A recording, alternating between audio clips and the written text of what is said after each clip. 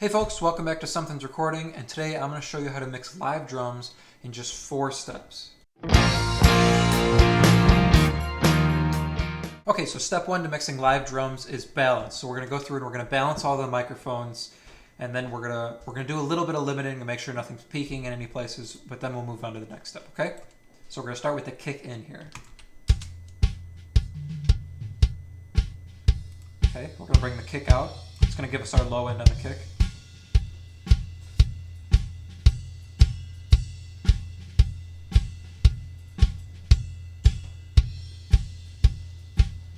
Okay.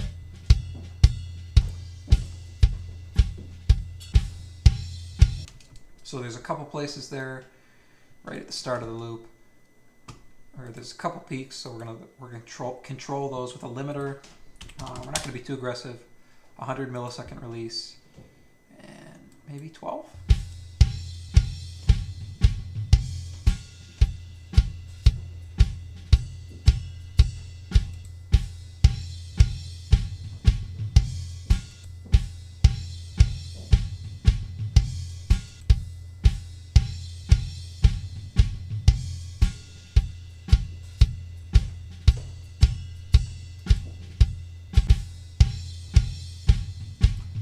So it's about 2.5 dB reduction there on the limiter. I pushed a little bit more of the kick out in, give it a little bit more low end. And we'll make sure the level's good here, and then we'll move on.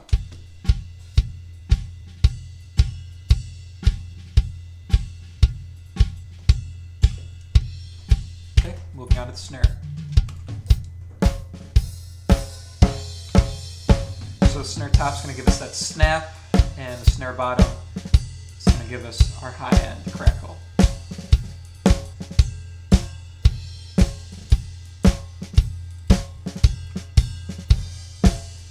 Looks like there's a couple places where the snare's a little bit peaky, so we're going to do the same thing. We'll pull that limiter over, pull it back a little bit to 11 maybe.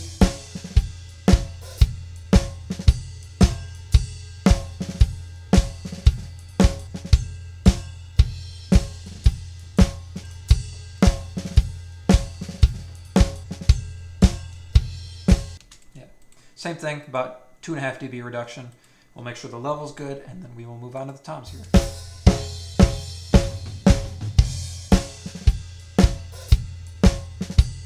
Looks good. All right.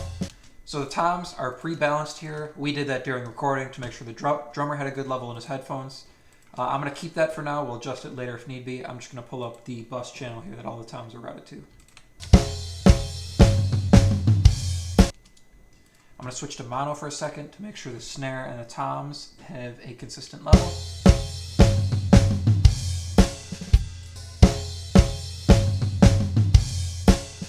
Sounds okay. We'll stay in mono as I bring the overheads up.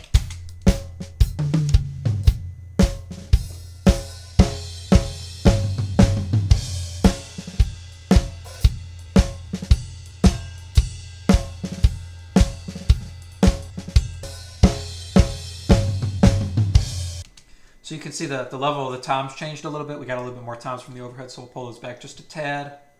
The snare sounded okay, and we're not going to get that much low end from the overhead. So we'll get more from this room mic when you add that in. But before we add that in, I'm going to make a couple adjustments to it EQ-wise.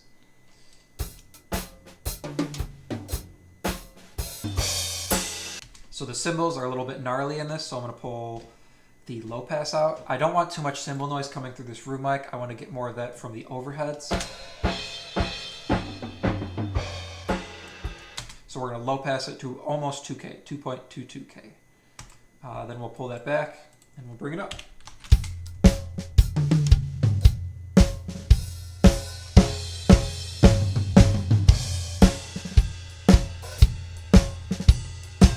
So see how that kind of levels things out? We get a little bit more snare and a little bit more toms from when we add the overheads, and when we add the room mic in, we get a little bit more low end for the kick. So it kind of balances everything out.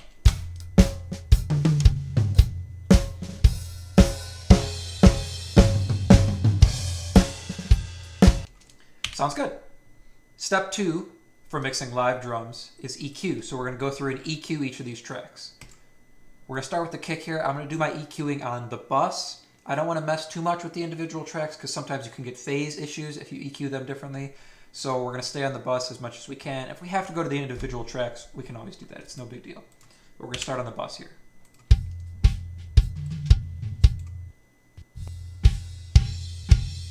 So first thing we're going to do is we're going to high pass it, make sure there's not too much low end. I like to go too far with the high pass and then just pull it back.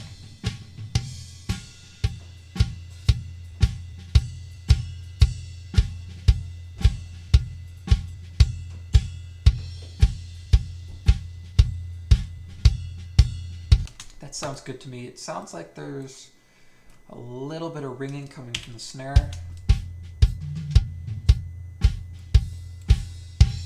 So we're going to get a narrow bandwidth, and it looks like it's right here. We're going to find it.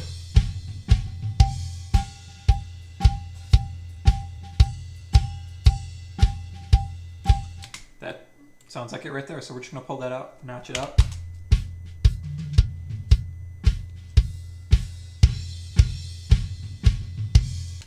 Sounds like it could use a little bit more snap on top, so maybe 7, 8K. We'll see.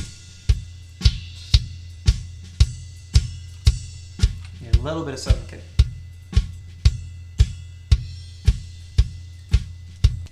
Two and a half dB. That should be okay. We'll move on to the snare. We're going to do a little bit more EQ after we add the compression because the sound will change a little bit.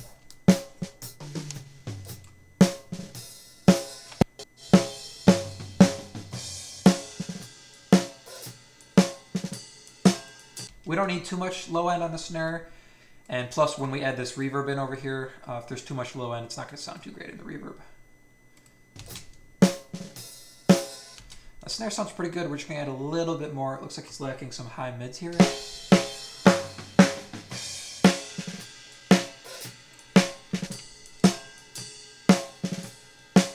A little bit of high mids and maybe some highs. Let's see.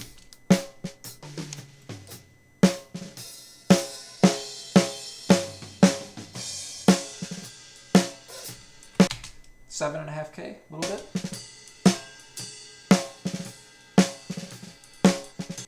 dB and a half. Let's see how that sounds with everything else.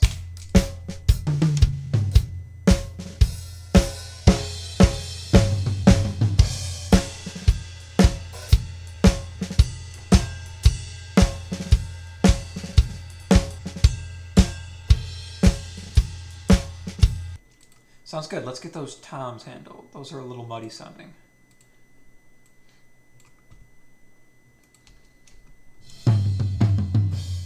We're going to set the high pass where the lowest tom ends. So right about there. Yeah, now the biggest problem looks like it's right in here. Especially with toms, you're going to have a lot of low mid build up. So let's pull that out. Yeah, right there. We're just going to drastically pull that out. Maybe a little bit of top end here. Some 4K.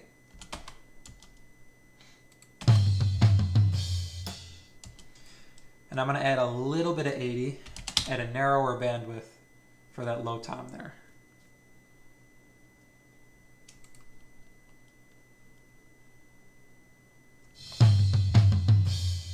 Not that much. That sounds good. Let's make sure it matches with the snare. We don't want too much snap on them. So see, we took all those low mids out and the volume dropped. So let's pull it up.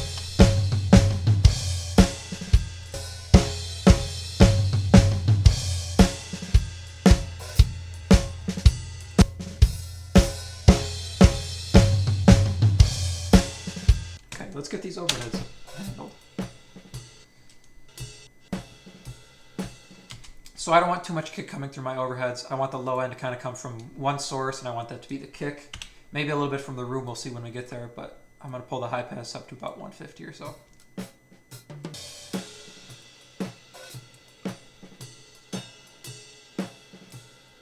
I'm not liking this low mid area, this 300 area, so let's see if we can pull that out.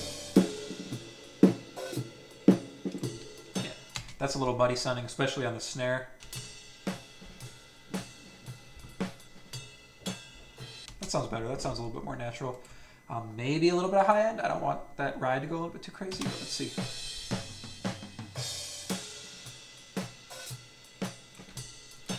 A little bit of 7.5K for some shine on those cymbals. Yeah, just a little bit, just a dB.5. Nothing too crazy. Now this room, let's see how that sounds by itself. See if there's some low end we can add. Already an EQ out there. Yeah, so it looks like there's some good stuff around 80 there, so we'll keep that. Maybe even add a little bit narrower bandwidth.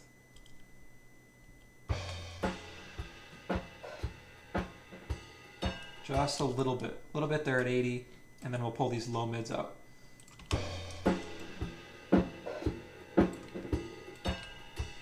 Same thing, those low mids there don't sound very good on the snare, and they probably don't sound good on the toms either, so we're going to pull that out. We don't want too much of that building up. Okay, let's add that into the rest of the tracks.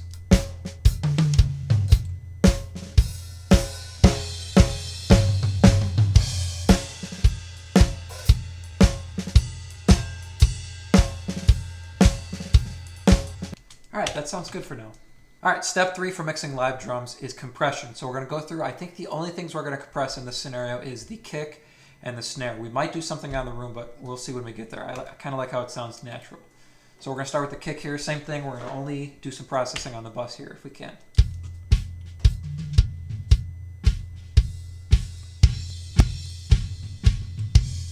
Now for kick and snare, this is the general attack and release settings I like to start with. A 30 millisecond attack gives you a good gateway for the transient of the kick and the snare to pop through, and 120 millisecond release is a good release to start with, but we're going to adjust that and make sure it's in time with the kick for this song.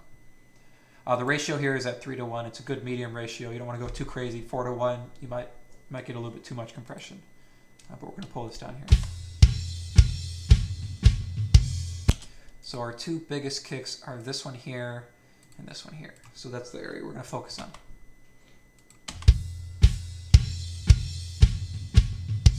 And we're just going to squash this thing.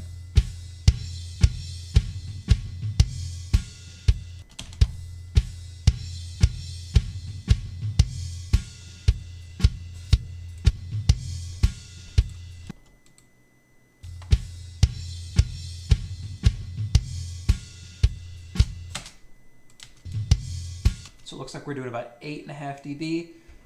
Let's make sure the release is okay. The release looks good. It's moving in time with the kick. We'll bring that makeup gain up to make up for all the compression we just did.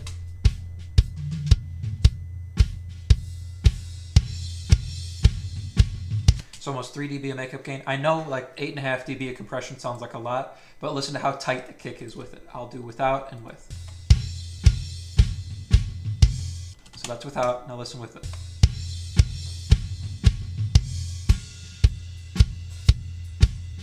Listen to how it tightens up the kick there. And it gives it a lot more snap. The only thing is we lose some low end from it, so we'll deal with that right quick here. We're going to add a little bit of 80, a narrower bandwidth.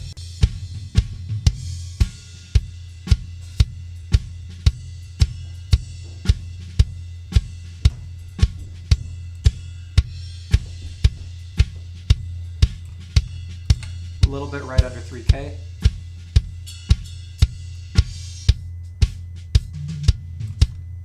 And a little bit more 7K.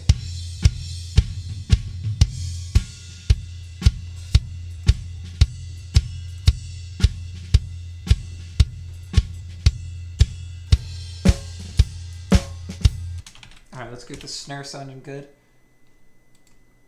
I'm just going to drag this compressor over and we will tweak the settings. We'll pull the threshold all the way back. Pull the gain all the way back, and we'll see where we're at.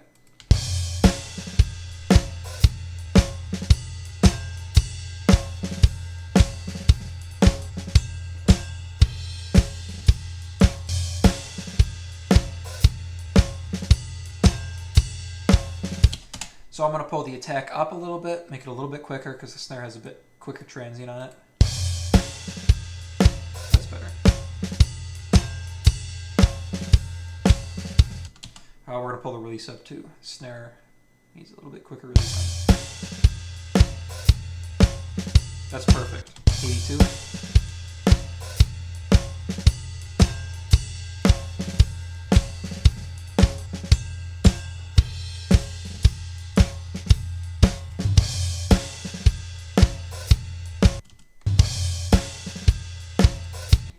So it looks like we need one more limiter after that. There's a couple peaky places, and I don't want the snare poking out of the mix, so let's see where we can set this at.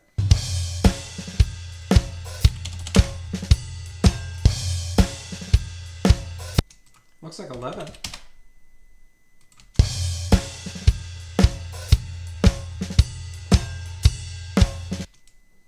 We'll push a little bit more into it.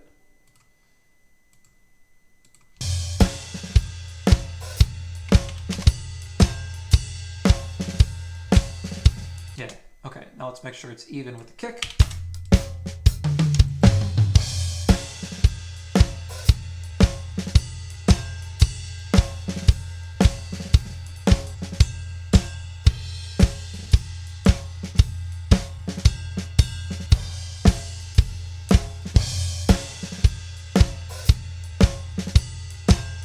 I could probably use just a touch more low end. Maybe I pulled a little bit too much out.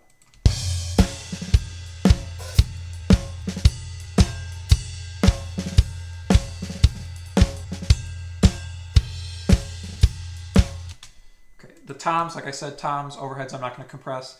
The overheads, if you compress too much, you can get a weird sound when the cymbals happen, because it's going to compress the low end first, which is you're going to get from the kick and the snare, and it'll kind of make the cymbals go like, and you don't want that to happen. I like my cymbals to sound natural, so I'm not going to compress the overheads. Let me take a listen to this room.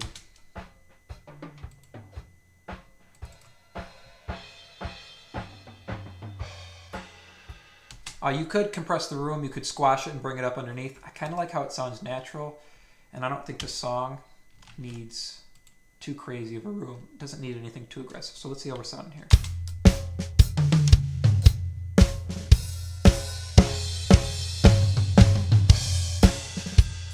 That sounds pretty good to me. Okay, the fourth and final step for mixing drums is reverb or effects. And the reverb we're going to add here is a room emulation of a Bricasti reverb. It is the, looks like Studio B Room 2. So it's just a short room. I've shortened it to about 400 milliseconds here. And I have an EQ rolling off the high and low end. I don't want anything under 200 in there. I don't want a lot of kick coming through the reverb, and I don't want too much cymbal noise coming through. This pan thing is because the reverb was a little bit too wide for me, so I just shortened it up a little bit, or narrowed it up a little bit. All right, so we're still in mono. I'm going to pull it up and see how the reverb sounds first before we switch back to stereo and see how it sounds.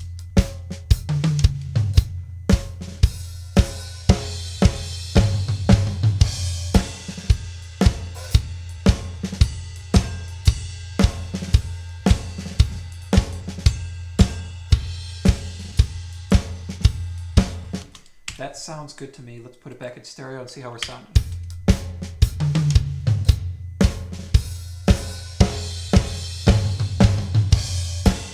A little bit too much cymbals, so we'll pull the overheads back just a touch.